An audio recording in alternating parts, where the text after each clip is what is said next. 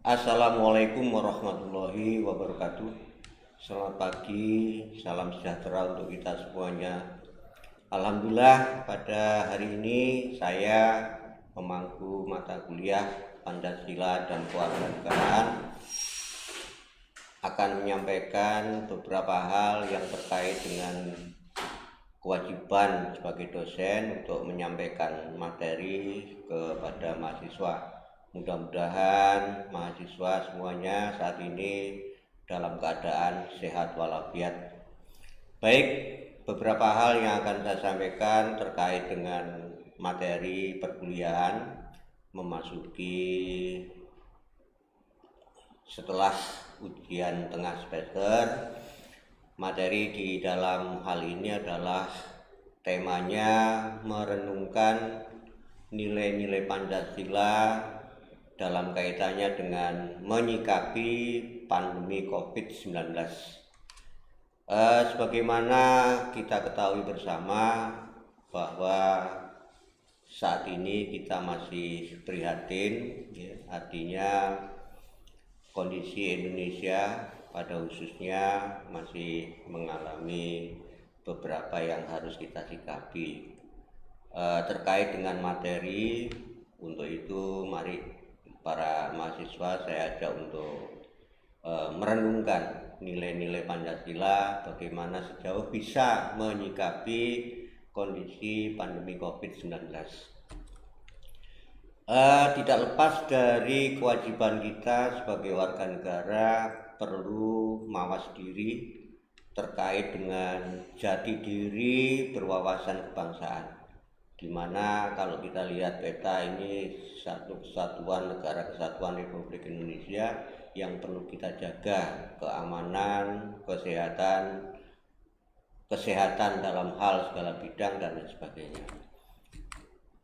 Beberapa hal yang menyangkut tentang tantangan yang akan kita hadapi, yaitu tentang kehidupan kebangsaan Indonesia yang saat ini ada 3 besaran yang saling menyatu di sini. Yang pertama, kalau kita lihat dari arah jarum jam, di situ yang pertama adanya era globalisasi dengan modernisasi yang di segala bidang.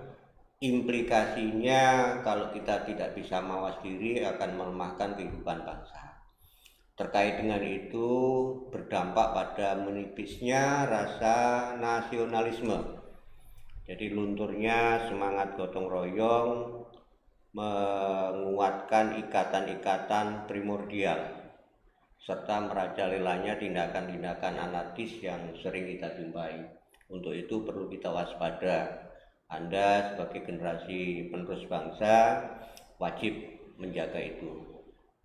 Hal yang paling kompleks adalah ada semacam kegiatan yang menyangkut pada gaya manusia Indonesia, yaitu menjadi manusia yang marginal, dan ini harus kita kesampingkan, bahkan harus kita hilangkan.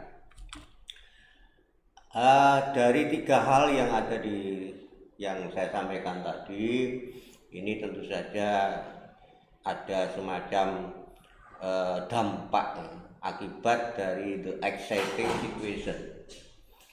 Jadi apa yang akan kita alami di sini akan berdampak tentu saja. Yang pertama, kalau kita tidak memiliki data yang akurat, kebijakan yang tidak tepat, serta tidak ada relevansi dan lain sebagainya. Ini yang harus kita sikapi bersama.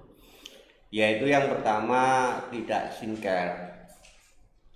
Artinya siapapun yang melakukan tindakan ini tentu saja ada rasa kekurang nyamanan dalam hal berkehidupan dan berbangsa, yaitu ya bisa jadi tidak tulus ikhlas, tidak sungguh-sungguh dalam melaksanakan kegiatan.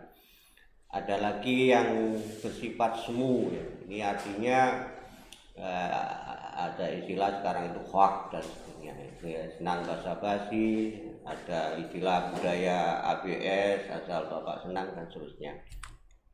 Nah, ini yang perlu kita sikapi. Inti dari materi yang akan saya sampaikan ini adalah di mana kita sebagai warga negara perlu sekali lebih memahami tentang Pancasila dalam rumusan sila-silanya yang telah memberikan nilai-nilai yang mendasar, di mana kaitannya dengan COVID-19 tidak lepas dari tentang konsep Tuhan, alam, dan manusia secara utuh dan komprehensif. Ini yang harus kita sikapi bersama. Baik, untuk lebih detail, tapi sebelumnya saya sampaikan kepada mahasiswa bahwa materi ini sudah saya share di e-learning, silakan dibuka, baik yang menyangkut tentang, jadi perkuliahan ini saya bagi 2 sesi. Yang pertama, sila-sila yang mendasari Pancasila itu adalah bagaimana sejauhnya bisa menyikapi tentang pandemi. Sesi yang berikutnya insya Allah pada waktu berikutnya nanti akan saya sampaikan tentang Pancasila yang bisa menyatukan kita untuk bagaimana kita memasuki kondisi adaptasi kebiasaan normal, artinya kebiasaan yang harus kita lakukan untuk lebih baik, yaitu normal istilahnya. Jadi nanti ada pertemuan yang berikutnya. Baik, untuk yang sila yang pertama tidak asing lagi dan saya yakin semuanya masih hafal, yaitu ketuhanan yang Maha Esa. Makna dari ketuhanan yang Maha Esa ini adanya keyakinan akan keberadaan Tuhan yang Maha Esa. Ada 2 hal yang mendasari itu. Yang pertama adalah apa yang terjadi tidak lepas dari kehendak Tuhan. Ini mutlak. Yang kedua, kesalahan relasi manusia dengan alam yang tidak harmonis dan tidak seimbang. Ini yang harus kita sadari bersama. Sebagai manusia tentu saja kita punya keterbatasan. Justru dengan keterbatasan itulah kita harus lebih mawas diri, lebih berhati-hati khususnya saat ini dan menyikapi pandemi COVID-19 yang perlu dilandasi dengan kecerdasan spiritual dan kecerdasan ekologis lingkungan. Jadi kalau lebih dijabarkan lagi tentang kecerdasan spiritual ini, kita sebagai manusia punya Tuhan yang kita yakini bahwa apa yang akan kita lakukan ini senantiasa untuk ibadah. Apapun yang kita lakukan adalah untuk semata-mata untuk ibadah. Di dalam spiritual itu sendiri bagaimana kita lebih mendekatkan diri kepada Yang Maha Kuasa dengan memperbanyak doa, memperbanyak sedekah dan lain sebagainya yang berdampak positif terhadap khususnya menyangkut yang kedua, yaitu kecerdasan ekologis lingkungan. Jadi lingkungan juga perlu kita perhatikan sehingga A dan B yang terkait dengan kita tidak lepas dari kehendak Tuhan. Yang kedua itu kesalahan relasi manusia ini akhirnya bisa balance, bisa seimbang. Jadi ibarat apa yang akan kita lakukan itu senantiasa diawasi oleh Yang Maha Kuasa dan senantiasa sebagai koreksi diri apabila terjadi beberapa hal yang mungkin tidak sesuai dengan garis yang telah ditetapkan. Itu yang pertama. Jadi makna adanya keyakinan akan keberadaan Tuhan yang Maha Esa inilah yang harus kita pegang teguh sebagai sila yang pertama, yaitu ketuhanan yang Maha Esa. Yang kedua, nah ini yang sudah menyangkut kemanusiaan yang adil dan beradab. Ini sesuai dengan apa yang ada di Pancasila dan sekali lagi saya yakin mahasiswa sudah hafal tentang Pancasila ini ya.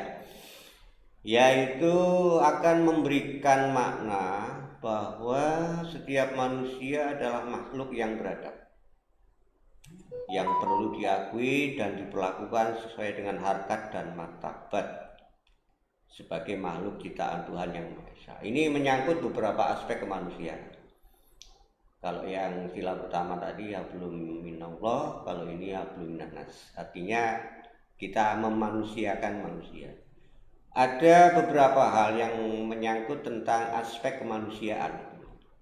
Yang pertama yaitu kesehatan. Ini sesuai dengan topik tema yang saya sampaikan pada pagi hari ini. Kita mensinkronisasikan keadaan yang sekarang ini, yaitu kesehatan. Indonesia pada khususnya ya prihatin terhadap kesehatan semua warga negara yang ada di Indonesia ini. Kita harus mawas diri sekali lagi, menjaga kesehatan yang betul-betul sangat luar biasa kondisi kesehatan masyarakat Indonesia saat ini.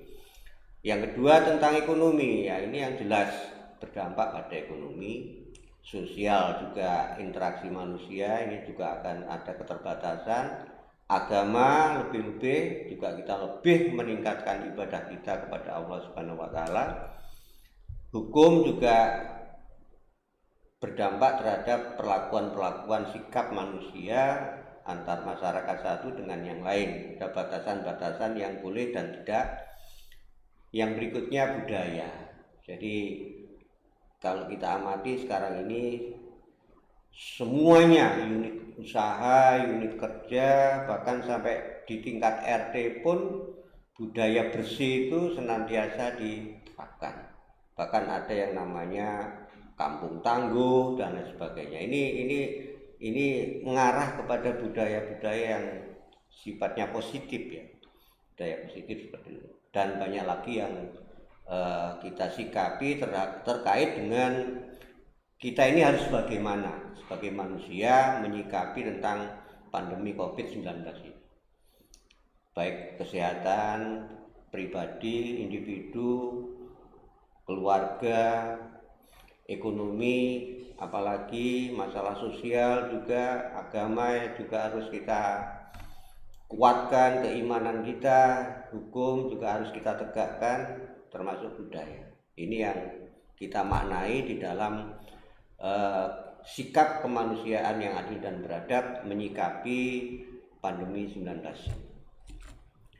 Yang ketiga, para mahasiswa, saya harapkan mahasiswa juga berperan aktif ya di dalam masyarakat, apalagi mahasiswa bagian dari golongan intelektual yang bisa memberikan solusi baik di lingkungan masing-masing, sehingga akan memberikan kontribusi tentang keberadaan masing-masing mahasiswa. Sila yang ketiga di sini adalah persatuan Indonesia. Makna dari menyikapi sila-sila yang ketiga ini, persatuan Indonesia itu tentang memberikan karakteristik yang holistik atas paham kebangsaan yang terkandung di dalamnya adalah sifat nasionalisme. Nah, ini lebih fokus pada masalah kebersamaan. Jadi sesuatu yang harus dipenuhi tentu saja ya hal-hal yang mendukung tentang kebersamaan itu, yaitu yang pertama gotong royong. Ini sebagaimana yang sudah disampaikan oleh pemerintah dalam kondisi yang seperti ini, gotong royong sangat mutlak, sangat diperlukan sekali terkait dengan kondisi situasi, lebih-lebih menyangkut ekonomi dan seterusnya. Yang kedua tentang kekeluargaan. Ini juga implisitnya adalah kebersamaan. Yang ketiga terkait dengan cinta tanah air, ya. Lebih mencintai tanah air ya. Artinya dengan kondisi semacam ini ya kita harus lebih mensyukuri tentang kondisi yang ada sekarang ini.